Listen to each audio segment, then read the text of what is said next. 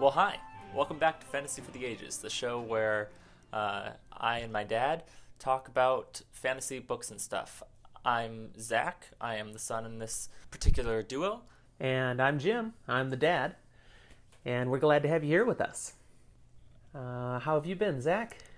It's been a good time, holiday season and all that. I should say so. We just had Christmas go by. It is nice to spend time with family, at least as we can here in the nuclear family. And I gotta say, it's really putting into perspective being grateful for the fact that throughout all this I've been able to be home. So that's really nice. I'm enjoying that I can stare at the wall and see my Christmas present.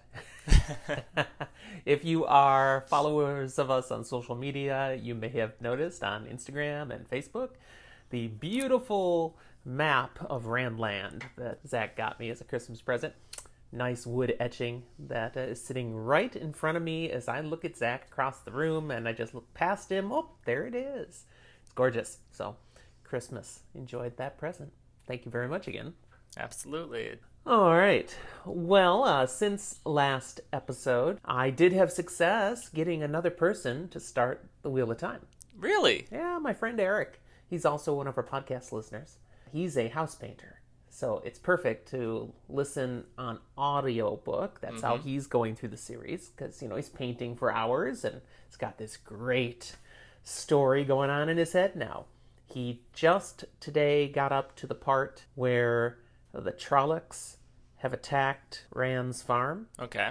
But just that little bit further when Rand goes back and he meets Narg. Nice little conversation. Yeah.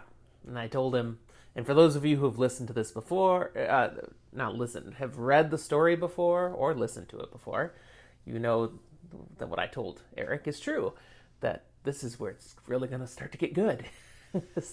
The action begins. You got pretty much all the background. Things really begin rolling until they slow down and then begin rolling again. And Yeah. Every good story has its ebbs and flows. But Narg, great character. That's the one thing I had to mention outside of the stories, outside of the podcast news.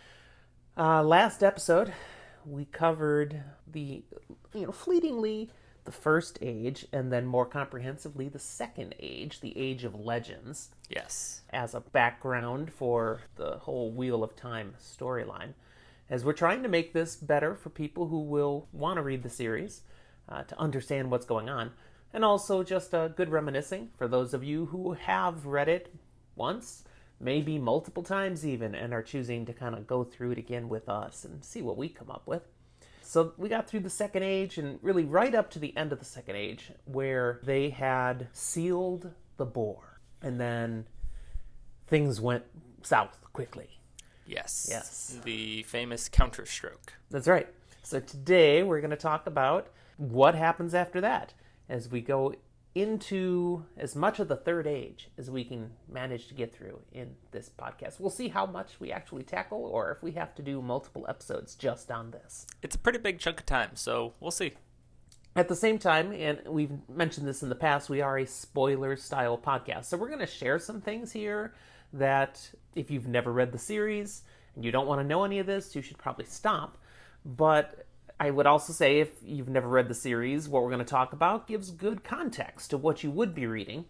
You might actually enjoy the series better because of the things we're going to talk about. Some of the history here that plays into so much of what happens in the whole Wheel of Time series. So we've got this incident where Lews Therin and his 100 companions, which weren't actually 100 people, it was a little more than 100. But very confusing. Yeah, 100 companions, it just sounds more story-worthy. Yeah, like the 300 Spartans that held the pass in Thermopylae. Thermopylae. You had that right. I'm sure maybe a Gleeman made it up to be Lews Therin and the 100 companions. It was definitely more memorable. Yes. Well, they have just successfully sealed the bore. So the Dark One is now sealed away again and cannot touch the world. He's out. At least not directly. And not only that, they also trapped in there his closest, strongest Oh, what's the word I want? Let's go with servants, just because it fits in with where the mindset was from the Age of Legends. Yes, the Hall of Servants. Mm-hmm. And Aes Sedai meaning servant of all. So we did mention that during the War of Power, there were some very strong and powerful Aes Sedai who had declared for the Dark One and had gone over to his side. And that they saw themselves, I don't remember if we mentioned this last time, they saw themselves as the Chosen. I don't think we said it. Yeah, that's the title they gave themselves. But they became known by everybody else as the Forsaken. So these most powerful ones get trapped in there with the Dark One. So they're not outside the pattern. They're still here in the pattern, in the wheel, but they're trapped in this seal that's put on the board. So you've also lost the mightiest of the Dark One's lieutenants. I mean, this is a massive win, except the counterstroke. Yeah, that's a bit of a downside to the whole thing. Yep. So as the Dark One gets sealed away, he takes a parting shot, and he basically slathers the male part of the one power, the true source, with an oil slick. It's pretty yucky. Yeah. Which comes to be known as the taint. Yeah, I know you start smirking. It didn't mean that. It didn't have today's connotation, I don't think. I'm sure it did. It just wasn't necessarily as thought of. Yeah. Well, I don't want to spend a lot of time with the taint. I mean, who does, right? We're going to spend the whole series with this taint. Anyways, so he has now contaminated Sidene, the male half of the power. But not only that, this stroke that he does to pollute Sidene instantly drives Lews Therin and the remaining about 2/3 of his companions completely insane. They are now stark raving mad, and they go off on a rampage and just start destroying everyone and everything they come across. Now, I just want to throw out there, 2/3 of the 100 surviving is actually pretty good. Like, for it supposedly being the big climactic final push, that's really good numbers. But the world would have been better off if none of them had survived. Yeah. Back in the Age of Legends, these Aes Sedai could do things with the power that, in the setting of the Eye of the World, people don't even know about anymore. They have a pale glimpse of what you could do with the power. So now these completely insane people are just wreaking massive havoc with the one power. And it's not like you can just go up to them and make them stop, because they're massively powerful. And they'll strike you dead, without a thought. In fact, the leader, Lews Therin, he gets the nickname because of this, the Kinslayer. Because one of the things his madness causes him to do is to seek out every last person who has a drop of his blood, as well as anyone who was friends with people who had a drop of his blood, and he kills them. And I want to talk more about that next episode. Okay, we can do that. Because we'll dive a bit deeper into that. I have things to say. All right. Promises. So they're going around rampaging, and the things that they are doing is massively destructive. They're not just killing people. I mean, they're ripping the world apart, and this becomes known as the breaking of the world. Literally, they're raising up mountains, they're spouting off volcanoes, they're causing oceans to dry up, or floods to appear in places never were before. Huge tectonic shifts. Mm-hmm. I mean, the world itself is not looking... I mean, you've seen all these 2012, these cataclysmic movies that we like to seem to have a thirst for in our society, where everything goes upside down and torn apart in the world, and this is what the breaking of the world was doing. And this goes on for a while, because you've got Lews Therin and his companions, but all the other male Aes Sedai start to go insane too. Mm-hmm. Because of the taint on Sidene. Yes. Any man who channels, every time he touches it, he's getting tainted. It's hurting him. It's messing with his brain and his body. Mm-hmm. And the more he uses it, the crazier he gets, until eventually he also becomes completely insane and goes on a rampage. And while we don't, at this point, know what exactly crazy looks like. What we do know is it ends with destruction, one way or another. Yeah. And in the midst of all this that's going on, there's still the Shadow Sworn, the Friends of the Dark are still out there, still doing things. There's still hordes of Trollocs and Murdril and stuff, all battling all over. So the forces for the light are still trying to deal with the remnants of the Dark One's forces. Because just because he's outside the pattern doesn't mean, poof, they all went home or and went away. About half of their most powerful forces start exploding. So you've got Aes Sedai, both men and women, who are still trying to fight off the forces of evil, but the men are slowly tipping towards madness. Now, at first, they didn't realize this was going to happen to them. No. Yes, they all saw what happened to Lews Therin and his people. But the other men channelers, they just noticed something's changed. There's this ew when I channel now. But they didn't know what it was going to do to them. And then it started, and it progresses differently for everybody. Mm-hmm.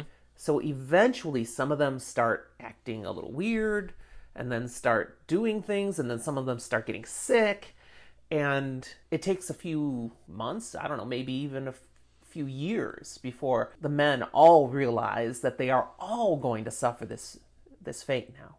From what we see later on, I'd like to think within about a year they'd be able to recognize that's like furthest end of the time scale at this. Just because while some progress slower, some progress faster, within a couple years, it seems, is kind of the furthest you can typically last without external intervention. And the women, they don't feel this at all. They can't even understand exactly what's going on here. They see what's happening in men, but they don't have any taint on Cedar. There's no impact to the women. It's just to the men's half of the source. But you can imagine how the trust starts to break down, and the fear now. And so, the men, they kind of have an issue now. When they finally realize what's going on and that they're in trouble now, maybe they should stop using the one power because it's going to kill them. It's going to drive them insane and cause them to kill other people. So you got to ask, why didn't they just do that? Why didn't they just quit using the one power? As my understanding, there's two sides. One, as you said with the Shadow Spawn, the Shadow Sworn, there's still a necessity to use this power. It needs to be used as a sword and a shield. And there's just not enough female channelers to handle it. But two is that this power, like all power, but even more so, is addictive. Whether it's on a physical or purely a mental level, there is a desire, a want, a great feeling that you get using this, and coming from their society, that willingness to serve, that want to be useful. It's betraying all of what you would really want to do to give it up. So they have this compulsion, this need to have to keep using it. Out of obligation, you say, but also out of just like an addiction. It feels good. Yeah. Even as it's feeling bad now, it feels good. Now, certainly some do try to stop using it. And there were a couple of ways that they could resolve that. But this is part of why most of them didn't try to stop using it. Because one of the things that they knew already in the Age of Legends is that they could sever their tie to the one power. This was a permanent thing they could do where they could be cut off from the one power. They'd know it's there. They would still be able to sense it, but they'd have no access to it anymore. And someone else with one power would have to do that to them. But if they allowed that, they would not get sick. The problem is because of the addiction. It's like going cold turkey. You can't wean yourself off of the one power, but rather you suddenly have withdrawal, even if it's not a physical amount that leads to intense depression and worse, a loss of a will to live. Yeah, and they'd seen that already before this time, in that there were times where channelers would, by accident, lose their connection to the one power because they, especially when they're learning it first, they would use too much and they'd burn out their connection. And in that case, they couldn't even sense it anymore. But still, they could no longer use it, and they often died within a year And it really makes sense to me that in a world where you want to do as much as you can for everyone, you're pushing yourself to those limits. Mm-hmm. And sometimes that desire to do just a little bit more for someone pushes you past your limits. Sometimes that leads to you no longer can do it. Sometimes that leads to you burn up and die. It was a dangerous thing. Yep. Now, another thing that some of them tried to do was to go to steadings. Now, we got to give just a little background on this. We're not going to give too much. I don't want to spoil this completely. But there are these places all over the world, little oases from the one power. Places called steadings, where when you are in a steading, you cannot sense the true source at all. You can't touch it. You can't reach it. It's like it doesn't exist when you're inside a steading. And there are a race of creatures called Ogier in this world. They're the ones that live in steadings. They are not creatures who use the one power. So some of the male Aes Sedai went into steadings. Okay, now it can't touch me and I'll be fine. And they did that. They hung out there and then they were safe. But the addiction thing still kicked in. So it never lasted. Some of them spent years in the steading, but all of them eventually left and then ended up going crazy. So the breaking of the world, this period of time, lasts about 300 years. And there's a theory that the steadings actually helped prolong it. Which could have been good or bad. And I believe the series covers both of these possible viewpoints. Yeah. As to whether it made it worse by making it longer or better by allowing not all of the breaking to happen severely at once. Yeah. And we should kind of mention, we're talking about 300 years. I don't remember if we said anything in our last episode, but use of the one power prolongs a person's life. So an Aes Sedai didn't have a normal human lifespan. They could live, during the Age of Legends, they could live anywhere from 400 to 800 years. And how long depended on their strength and the power. Okay? The stronger they were, the longer they lived. It was like that connection enhanced their lifespan. So, you've got these Aes Sedai who are going to go crazy, and you're like, okay, well, how long is that going to last? That's no big deal. No, they could live for hundreds of years doing all of these things. And so you've got these ones who go to the steadings, and then they still live a long time, but they finally can't resist, and they leave, and whoo, here comes some more breaking. 300 years. It basically lasts until the very last male Aes Sedai has passed away, has finally gone mad and died. Breaking the world is over. What does the world look like at this point? Nothing like it did before. Life has become nomadic. There are no cities. Culture has disintegrated. There's no nations or government. I mean, there was one world government before this. Now, that's all gone. There's only a fragment of humanity left. Climates are different. Geography is different. Even those steadings we talked about aren't in the same places anymore. So you got Ogier wandering the world trying to find their steadings again. Everything has been a mess. The next few hundred years is simply about people trying to rebuild from the ashes and gather again and try to put some sort of civilization together. Which in and of itself, we see time and time again, makes for great stories. However, in this case, we don't actually get that story very much. We get little pieces. Because so many records were ruined, disappeared. Nobody could keep records when they're trying to figure out how to eat. And it's just not the focus of this series in particular. It is right in that moment, post-apocalyptic. Okay. This one takes place much later. Now, the group that actually gets together and organizes first, coming out of this mess, are the Aes Sedai, but just the women. At the end of the breaking of the world, there are still female Aes Sedai. Their numbers are decimated like everyone else, but some of them have survived. Now, I'm really saying that not quite right, because none of them from before the breaking survived. All the Aes Sedai that were there at the breaking are gone. The Aes Sedai who remain are ones who became Aes Sedai during this 300-year period. And so what that means is that none of them have firsthand remembrance of what life was like before the breaking of the world. They grew up in this time of chaos. And likewise, What they know about being Aes Sedai is only what they managed to be able to be taught in the midst of all this great chaos. It's like me trying to remember the 80s, but with a lot more chaos in between. Yeah, no personal experience. Nope.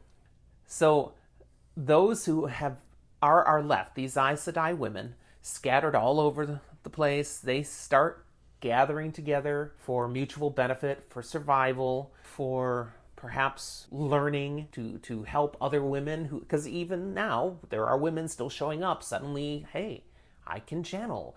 What do I do now? So they start to restructure and reorganize, and with the breaking over, they fairly quickly start gathering into more official groups. And within 50 years of when the breaking is over, Okay. they have officially formed themselves into a new, more or less unified structure as an Aes Sedai organization. Before the breaking, there was an organization that oversaw and coordinated the work of all Aes Sedai. These who are left have recreated something like it, but it's not nearly a unified force. No, it's more an homage to what once was and a new normal. Yeah. These groups that had banded together randomly over time had kind of developed into clumps that favored different sorts of uses of the power, different purposes that they'd rallied together behind. And that's kind of how they end up more formally clumping. And we don't have perfect records on this, but it settles out into 7 groups, and they use the term Aja. So 7 Ajas of female Aes Sedai. And those 7 collectively say, hey, let's rebuild an actual place that can be our home base. And they start looking for a place to build a city for themselves, where they can train, where they can have headquarters. And they eventually settle on this island in the middle of a river, and which they name Tar-Valon. Tar-Valon. He's not going to let me do it. I like Tar-Valon. Okay, so they settle on this place, and they say, this will be our headquarters. And they hire some Ogier to come in and build them a city. Because that's what the Ogier do. The Ogier were recognized as the best at building amazing, beautiful architecture out of stone. But this city, they actually work with the Ogier. So it's not just the Ogier's work, but it's work that's empowered with the One Power as well. So it's just a creation like nothing else, especially coming out of the breaking of the world. It is something like a shining gem as they're coming back. And they start that about 100 years after the breaking. The final piece to it is the White Tower. A structure specifically to house the Aes Sedai, the government of the Aes Sedai, the ruler of the Aes Sedai, which is kind of an oxymoron.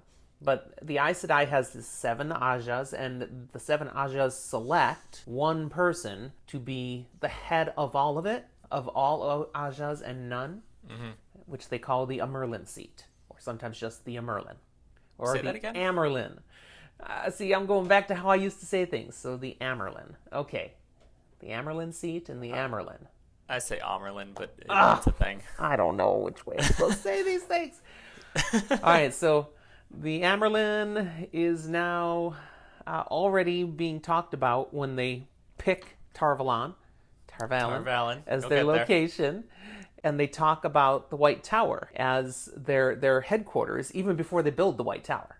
They're already referring to it, because they've got this vision. And so about 100 years after starting it, now they have it done, and they have this White Tower. And truthfully, because even from its conception, the White Tower is seen to be more than just the building. It is how they kind of see themselves as being this massive beacon of hope. And as they focus on, okay, we are reorganizing, and we're going to be able to build something better for the world as Aes Sedai again, they also at this time then go about the rest of the world pulling everyone into the fold. So anyone who's out there who's saying, I'm an Aes Sedai, you now have to work under the authority and within the structure of the White Tower. Because there were rogue Aes Sedai, these groups had gathered, but there were other groups that hadn't gathered with them and made these decisions. So they just decide, for the good of all, we're bringing everybody into the fold. If anyone was out there who refused, no wasn't an answer. I'm making you an offer that, you can't refuse. My bad godfather. If only because a rogue Aes Sedai would be dangerous. Maybe. But definitely it would lack coordination. And that's what they were afraid. We'd have people with the one power working at cross purposes. We need, for the good of the world, to be all on the same page. And so this organization can do that. If they had a woman who was out there channeling and refused, they would forcibly still her. Keep her from being able to channel. That's right. It goes back to that severing we talked about before.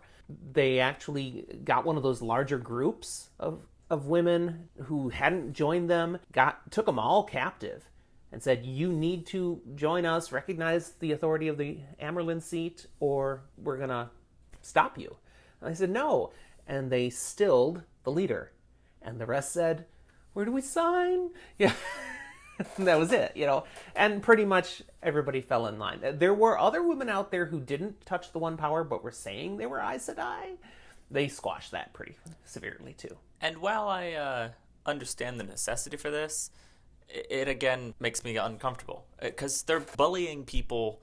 Oh, yeah. And threatening them with death. This stilling is not something that directly kills them, but it leads to their death. You cannot live stilled. Right. And they knew that. The will to live. They knew that. But they felt this was for the good of all. We need to do this. So it got done.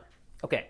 While it's getting done, other people are trying still also to rebuild society and such. And around the time that Tar Valon is finished, and the White Tower's done, other nations have finally got their feet under them too.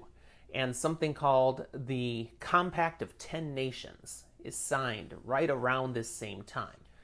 And this was the 10 largest, strongest nations that had risen at this time, all basically signing a treaty of mutual support and protection. Now, interestingly, because the Aes Sedai got a head start at reorganizing, most of these 10 nations had queens who were Aes Sedai. So they were very influential in bringing other societies, other nations together and becoming stronger and safer because of it. So they are working to improve the world. This lasted for about 800 years. Now, let's put context into history. Where were we 800 years ago? Yeah. That's a lot of history. That's around, 1200? Dark Ages. Yeah, we don't have a lot from there. So for 800 years, these 10 nations go along working alongside the White Tower in a mutually beneficial and peaceful existence, having survived the breaking of the world, and life gets pretty good. The impact of the Dark One on the world is still there. The Shadow Spawn are still around, but they're not around where these people are so much. They had basically, at the end of the breaking, caused nearly all the Shadow Spawn to scatter up to the north part of the world to a place called the Blight. We haven't talked about the Blight. You want to talk about the Blight? What's the Blight? More or less, it, to me, always seemed like it was a physical manifestation on the world of how evil and the Dark One kind of corrupted things that weren't man. Yeah. But rather, everything else was corrupted. For our purposes, to understand what's going on with the nations and all, is just to note that after the breaking of the world and the geography is all weebly-wobbly, mishy-mashy, the place where the boar had been and where they sealed it is way up in the north. And the area around it is unlivable. That's the Blight. So that's where they've pushed all the Shadow Spawn back up to. They're not down where people are rebuilding and doing things. They stay to the north. Look at the map. See there. I see it, but clarification first, for my sake. Is it immediately the Blight, or is it the Blasted Lands, then the Blight? The Blasted Lands, that's just geography. The Blight is a condition of the land. Yeah, but I thought you get out of the Blight before you get to... The Blasted Lands is on the map. Yeah. And so is the Blight. They're both locations. I couldn't say. I didn't prepare for that. Okay, to my understanding, the Blight almost served as a really nasty barrier between the Blasted Lands, which was around in what Sheol Ghul was, something that was devoid of everything, and then the rest of the world, by the time you get to the series. I understand that's all Blight up there. The Blasted Lands is up in the Blight. There's not a separation there. I would disagree, if only because the Blight, it's not selective about who it harms. it's just as bad to Shadowspawn as it is to Sure. everyone else. Yeah. And so things like the Valley of Thakandar is a little bit more blighted. refuge for Shadowspawn. They are I don't more think so. in control of what's there. I don't think so. We're going to have to do some research on that. I don't think so. The Shadowspawn, they live in the Blight. They survive the Blight. They want also to get out of the Blight die in the Blight, because too. it's much easier to come out by us. So that's a motivation for them to also want to keep coming down and attacking. We got off just a little bit here. A little bit.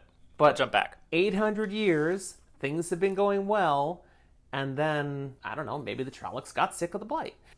But at that point, a massive amount of Trollocs being led by Myrddraal and Dreadlords, we'll talk about that in a moment, all descend, all in one massive attack of the lands where people have rebuilt in something that comes to be called the Trolloc Wars.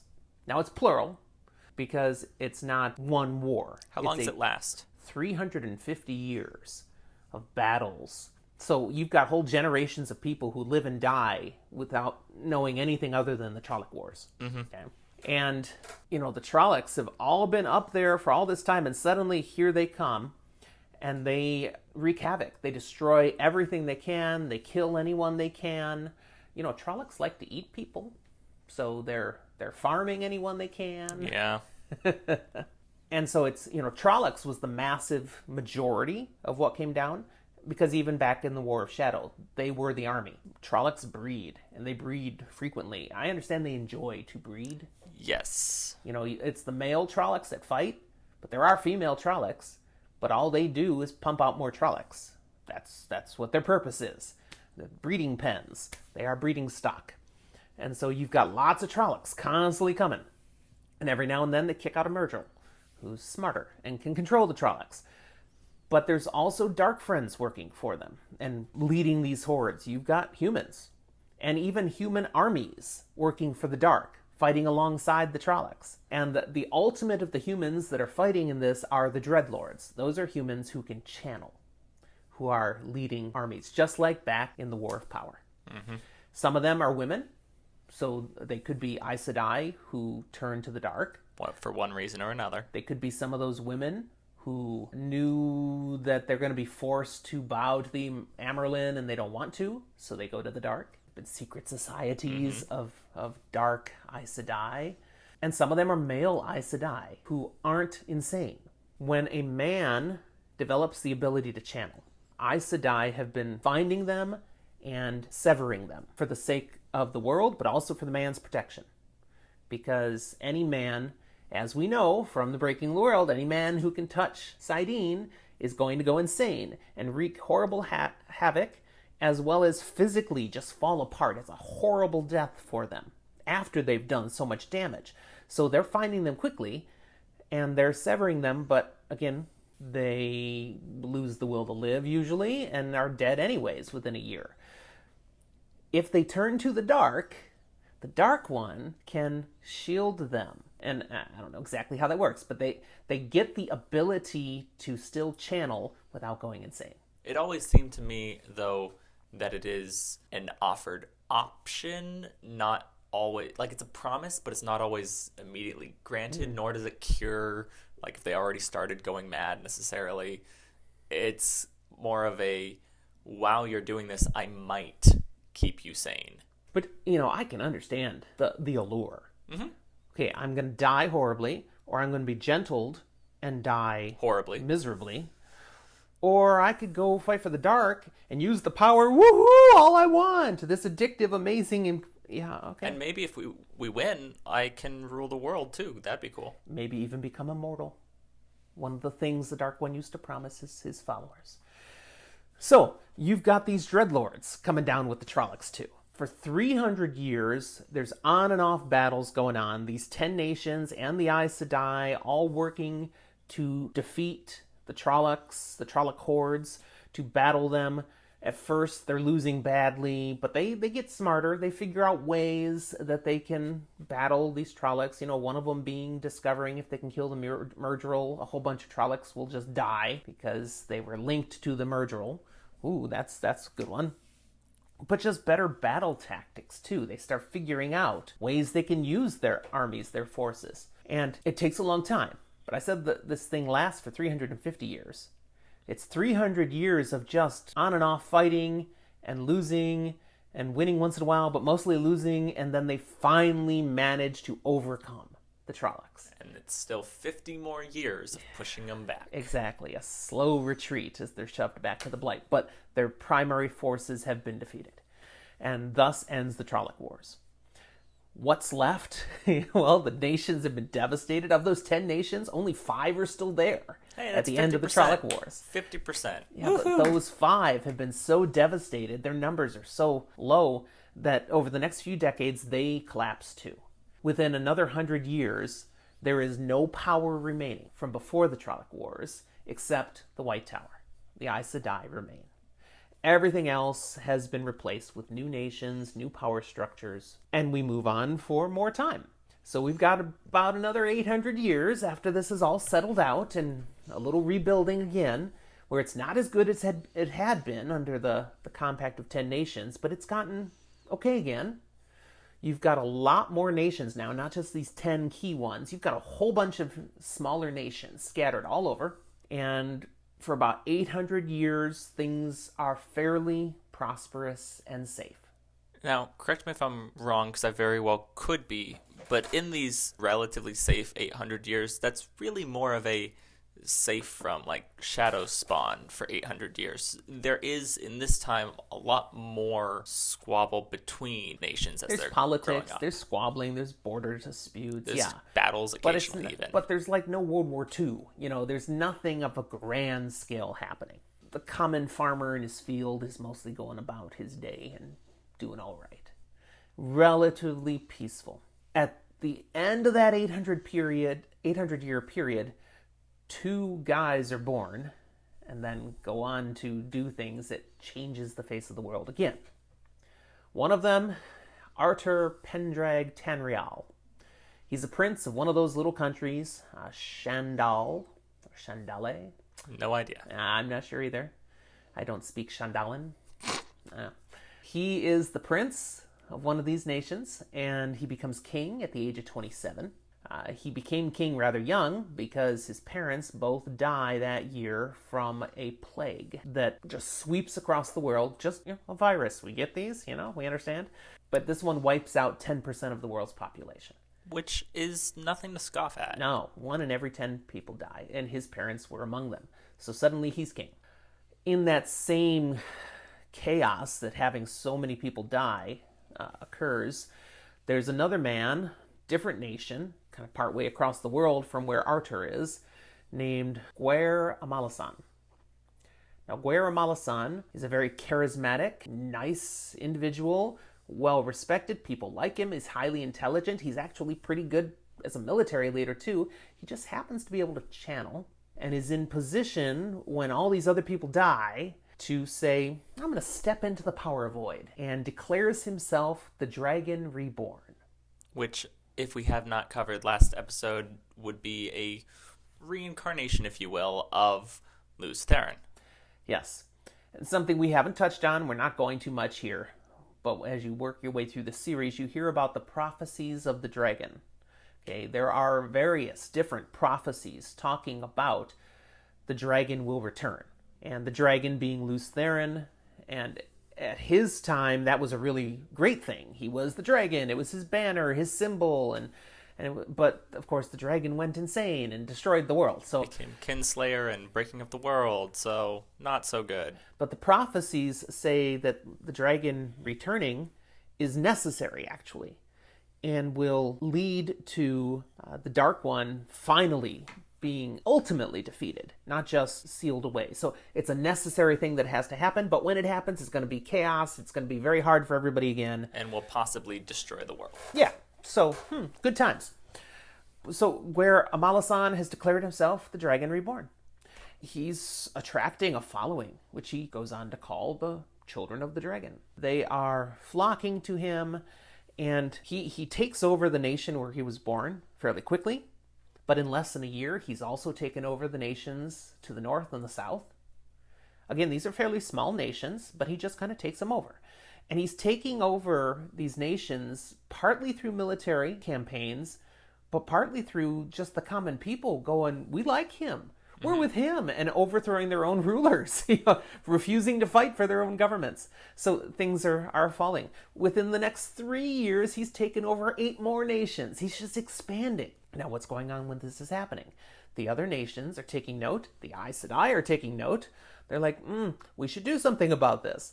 The other nations all start getting together forces that they can send to go battle and try to stop this guy. And the Aes Sedai are with them. They need to stop him from conquering, and the Aes Sedai need to gentle him. Need to still, sever him from the source. Of all those nations that send people, they're not a very united force. It's kind of chaotic, so they're not very successful because Guerra force is very united and very cohesive.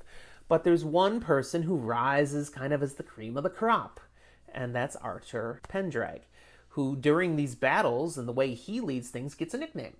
Artur Hawkwing. His forces are always so swift to go right to the key spot and easily have victory. And he's the one that when his forces tend to come right up against Guerra multiple times, he can kind of face off head to head, and it's a good match. He's not getting overwhelmed. And it's not because of superior numbers, being able to just be better, whether it's through their actual fighting or their numbers, but instead it's tactics. It's choices of an individual that carry out to a better military. Now, Hawkwing, again, his country was one of the smaller ones, not as powerful or as influential. So you've got other, military leaders out there with him who are kind of, who are you? You're not anybody important. But yet they all kind of begrudgingly had to recognize this guy knows what he's doing. He's the one getting it done better than anyone else. So Artur Hawkwing never becomes the military ruler of all in this campaign, but he does kind of get to take the lead on how we're going to get Guerra because he's the one who can win. And he definitely gets respect from people, because if they don't respect him and do their own thing, they usually end up dead. Long story short, they do finally have a battle where Artur Hawkwing and his forces manage to outwit Guerra and sweep in, catching him by surprise, and Aes Sedai with Artur Hawkwing are able to shield him. Shielding means he's been cut off from the one power, not permanently, but he can't do anything with it right now. He's trapped. And they take him to the White Tower, the Aes Sedai. They take him to the tower, where they're going to put him on trial, following the laws they've established as Aes Sedai, and then gentle him. Which, they put him on trial, but it's a kangaroo court. It's a complete sham. Yeah. Because the law is if he can channel, he gets gentled. Period. Right. But they got to go through the process. Now, Artur Hawkwing, he's like, what are you doing? just deal with this guy. Come on, we've got him. But no, they've got to do their thing. So he follows the Aes Sedai with him, where he's going to make sure this guy doesn't get away, gets taken care of, and he brings his whole personal forces from his country and camps right outside Tarvalon. Okay, camps right there, and he's going to wait there until they have dealt with Guerra Now, the Aes Sedai don't like this. He's come onto Tarvalon territory, which no one's done before. That's not allowed. This is our sovereign military force. Right. You can't be here. So they actually send a message. We've got this. Go home. And he says, no, thank you. I am staying here until I know this is done. Little tension here, but the Aes Sedai, they focus, okay, and they get to their trial and all that stuff. In the meantime, 40,000 people of Guerra forces come to try to break him out. They've heard he's been captured. And so 3 leaders, I think it was 3 leaders, with a band of 40,000 people come. And isn't it a good thing? Artur Hawkwing's still there. So he manages to stop them from breaking out Guerra He turns them away, and Guerra is gentled. It's done. Yay! Artur Hawkwing goes home. Everybody goes home. Yay! The Amyrlin seat is miffed at Artur Hawkwing because he didn't follow her orders. Which is dumb, because if he did, they probably would have had issues. But this particular Amyrlin, Bonwyn was her name, she's taken offense, and she sees Artur Hawkwing now as a threat because he can't be controlled, he doesn't respect their authority, he came onto our territory with military forces and wouldn't leave. We need to do something about him, or he's going to be a problem. I truthfully think it's just she doesn't like that someone in the world doesn't listen when she says what to do. Perhaps. We've known leaders like that at times. Yeah. Yay. Anyways, she goes ahead and manipulates, encourages some behind-the-scenes things, and lo and behold, before too long, 3 other countries invade Arthur Hawkwing's land. Unfortunately for them, Arthur Hawkwing slaps them all in the face. He basically rebuffs them. Mm-hmm. His forces are successful in turning those away, and he's like, what the... I just wanted to live in peace in my little country. So, okay, if I'm not going to be able to do that, well, fine. I guess I might as well, the best Defense is a good offense. So he decides, I might as well just take over. So he goes on his own world-conquering campaign in order to be able to find a way to have peace. He'll just conquer everyone else. And over 19 years, he does just that. It's not 19 years of constant conflict, but it's mostly conflict, where he is leading campaigns for 19 years. He conquers the rest of the world. Now, he's got some of what's going on for Guerra going in his favor now. In that Guerra had taught the everyday people that you don't have to have all these little nations. You can have one guy that you choose to follow. So some people are just rising up and supporting Arthur Hawkwing. I mean, he's the one who stopped Guerra. He's seen as a savior by many people. Very popular. So many are just flocking to him. Other nations he does just conquer. But all in all, he's able to do this. He's able to successfully take over the world and create an empire. And when I say world, it's our world that we focus on in the story, really. Mm-hmm. Everything from the Aerith Ocean to the west, to the spine of the world, a very high mountain range to the east. This is the land we've all been talking about over all these hundreds of years, and he conquers all of it, with the exception of he doesn't go up into the Blight up there, and because nobody wants that, and he doesn't conquer Tarvalin. So the Aes Sedai still have their spot, but he's got everything else. And then he can start to rest, and that kicks off a reign of over 30 years, and it's 31 years, as the High King of this vast empire. 23 of those years, it's pretty good, pretty peaceful. He turns to be a pretty wise ruler. Yeah, because he's starting that chunk of peace. He's around, 50 at that point? Something like that. He's, upper middle years now. And, he had that issue with the Aes Sedai at first, and so they really weren't happy that he was going around conquering and all now. This isn't so good, but they put up with it, and eventually they come to kind of a mutual understanding between Arthur Hawkwing and the Aes Sedai, so that the Aes Sedai start getting involved in Arthur Hawkwing's court, helping him govern things. There's an amicability again that happens. And this goes on fairly well until a couple of things happen later on that are turning points for him. And we're not going to go into all the details behind them, but I'll note 3 key things that happen late in his reign. One is he flips back on his feelings about the Aes Sedai. We're not sure exactly what happened. There's lots of rumors in the books, and we'll let you learn about those as we go through them later. But he turns completely against the Aes Sedai. He puts out a hit on them. He's like, there's a bounty now. If you kill an Aes Sedai, I will pay you this. Basically, he wants all Aes Sedai out of his territory, which is the entire empire. So the Aes Sedai have to go into hiding or go back to Tarvalin. That's the only place they're safe. They have one little island that they're allowed to be alive. But they're only safe there for a little bit because he then puts it under siege. He surrounds Tarvalin with his armies. He basically wants to wear them out and crush the Aes Sedai altogether now. So that's a big... He's gone all in the other direction now. He very much turns to wanting extermination of channelers. Yes, he's done with channelers. Can't be trusted. Not good. They're just up to their own manipulations. I'll talk more about that in a moment. The other 2 things he does is, 8 years before the end of his reign, there's another Trolloc attack.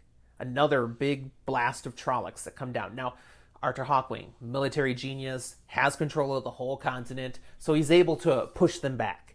But it seems to shift his thinking about, I'm not going to be here forever. I could die at some point in one of these battles or something. And he seems to start thinking about his legacy. Mm-hmm. What's going to happen beyond my lifespan? And so he does two things to take the empire new directions and perhaps go much farther. One is he builds this massive fleet.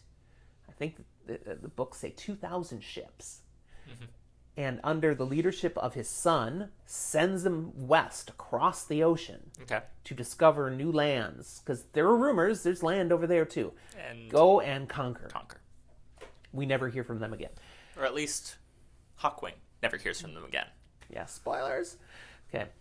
And his daughter, he gives the lead on a second fleet that he sends east along the southern ocean to the land of Shara. And that one's never heard from again either. But he sends them out. We're expanding. We're going to try to go further with my legacy. All these things have happened, and then eventually he does die. Because he sent both of his children off on these campaigns, he dies without an heir. Yay! This kicks off the War of 100 Years. Because with no clear successor, all the biggest nobles of the kingdom stake their claims. And okay, this is going to be my turf now. It's kind of like when Alexander the Great passed away. No, Julius Caesar. No, see, it's been repeated multiple times. But no, not Julius Caesar. Yeah, Julius Caesar dies, and the Roman Empire Rome goes into war for like 20 years until... yeah, but Alexander the Great, his empire fragments. Collapsed, and you got the Ptolemaic Empire, the Seleucid Empire. I mean, it just breaks apart. Yeah. So that's a much better descriptor. Sure. Because what comes from the War of 100 Years is at the end of the 100 years, you've got 24 new nations out of what was once Arthur Hawkwing's empire. Okay, 24 new nations. You've also created a pseudo-military force that has no actual nation, but known as the Children of the Light. They're born during this upheaval time, and they figure into the Wheel of Time universe quite significantly. We'll talk about them a lot later, but they are a military force created to combat the forces of darkness, period. And that darkness is whatever they decide darkness is. They are influenced in part by Arthur Hawkwing's negative turn against the Aes Sedai. So one of the things they view as darkness is anyone who does anything with the power, like Aes Sedai. They don't like the Aes Sedai. Those 24 nations that came about initially started out, hey, these are the nobles that were strong and we've raised up our things. Some of them turned very strong. The strongest of those, the largest of those, is still around at the time of our stories, and that's Andor. 10 of those nations fade away over time. We get left with just 14?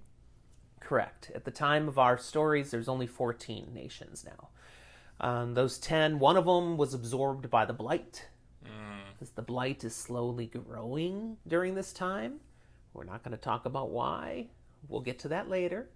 We're not going to talk about it today, but the Blight has been expanding, and Malkir, one of those nations, disappears into the Blight. I mean, you can fight Trollocs, but you can't fight when the ground itself is turning poison. 2 or 3 syllables? I say it is 2, Malkir. Okay. People who are from there were Malkiri. Ah. Okay, so Malkir. The other 9 either simply... everybody left. It was not sustainable anymore, and people moved away due to low populations and just change in general. Or they were absorbed. Other nations just kind of took over the land. The ones where people just left, it has left the world now at the time of the Eye of the World with vast parts of the continent where just nobody lives. And nobody owns it. It's just empty. Which is really weird. Kind of nice. Now, this takes us into the last part of the Third Age we're going to talk about today, and that is the Aiel War.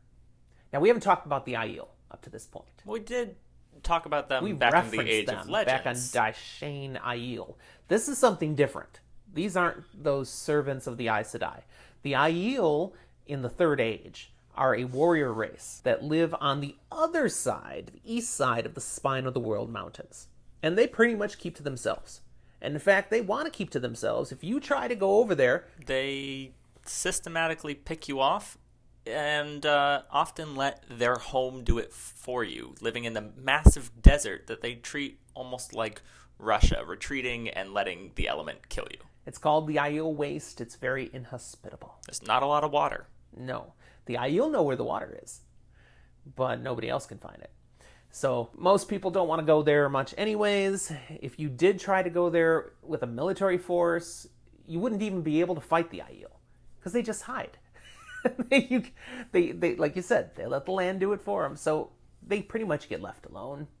There are a few people who are able to cross the Aiel Waste to get to Shara, which is on the other side, and trade. So they make some exceptions for certain groups of people.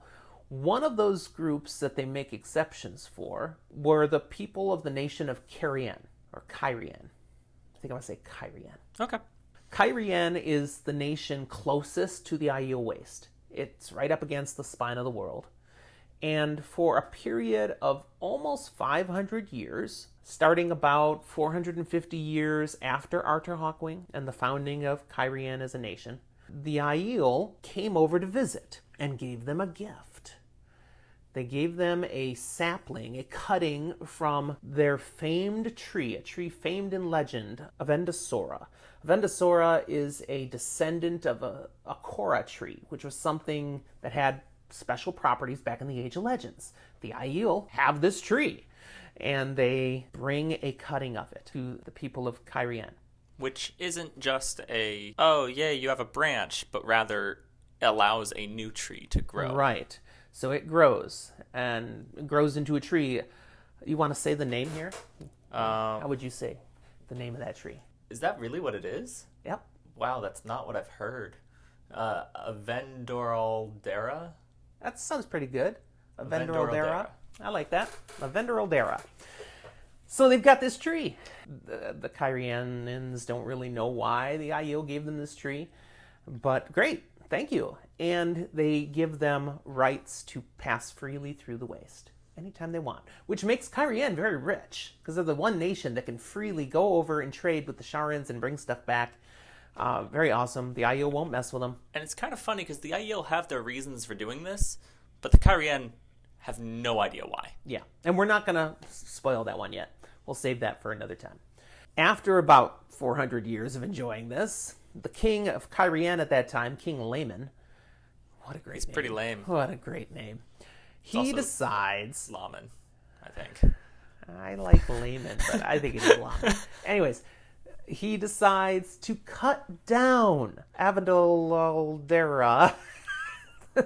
I mangled the name. To cut it down and build a new throne out of it, because it would be a one-of-a-kind throne to show how incredible he is as a king. When the Aiel discover he cut that down, they go to war. Yeah. Now, this kicks off the Aiel War, but honestly, the Aiel don't think of it as a war. They think of it as punishment. Mm-hmm. It's justice. They gave this incredible gift, and King Layman cuts it down. He must be punished. So they come across the spine of the world in force to kill Layman. And only kill Layman. And the Cairhenians, they don't know what's going on. They see a wave of Aiel coming in battle to kill, and they send a plea to everybody across the world, help, the Aiel are attacking. So everybody gathers forces and they come to battle the Aiel. And this war goes on, and it's going on very badly for everyone who is not Aiel. Mm-hmm. And it just totally destroys the nation of Cairhien. And they battle all the way up to basically the front door of Tarvalin. You know, it's a mess. And then King Layman dies in the battle. And the Aiel pack up and go home. They just leave. Now the people are like, we won! We defeated the Aiel! They figure out before too long. A few of the smart people. We didn't beat them. They were whooping our butts. They just left. And it does get sorted out eventually. They left because Layman died. They came to kill him. He did what to that tree? You know, they figure this stuff out eventually. And the Aiel War was just the Aiel getting justice. And while people are scared and blame the Aiel, Cairhien really gets a lot of the blame for the war from all of the other nations. Yeah. Everyone hates them. How'd you say that again? Cairhien. You wanted me to say Cairhien? Yeah. I got to win that one. Come on. I'm winning most of them. No, I'm letting you have it. It's fine. All right. 2 decades after the Aiel War, we arrive at the start of the Eye of the World, where the story is going to begin. So that's enough for today's episode. Next week, we won't start there, though. We're going to start working through the book, but the book begins with a prologue, which is actually set at the end of the Age of Legends. You'll understand it better because of everything we've gone through here today and last episode. It'll give you great context, but there's stuff there we want to dig into. Oh, yeah, I'm excited to share some comments. So we hope you'll come back for that episode next week. Thank you for listening. If you're enjoying this, I want to invite you to subscribe. We get a real kick when we see, hey, people are actually listening to this. And we do. We have people downloading and listening. And we're just having a good time talking about these things. We love the story, but we love sharing it with people. So please subscribe. Tell others about it. Encourage them to subscribe. And particularly, we'd love if you rate it, because people looking for new podcasts, they do look at the ratings. If it has no ratings, like, this is nothing. I mean, if you hate it, maybe don't rate it. Yeah, we prefer positive stars. It doesn't have to be a 5. Be honest with us. But if you're going to give a rating, it's great if you give a review too, especially if it's not a 5. Tell us why. Tell us what you think.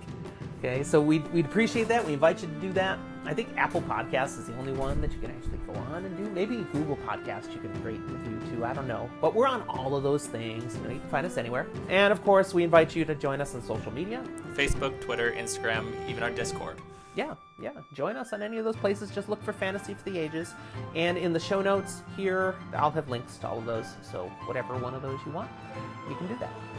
I don't have anything else. You got anything else today, Zach? Nope, it's been fun. It has been fun, as always. All right, guys. We'll talk to you next time.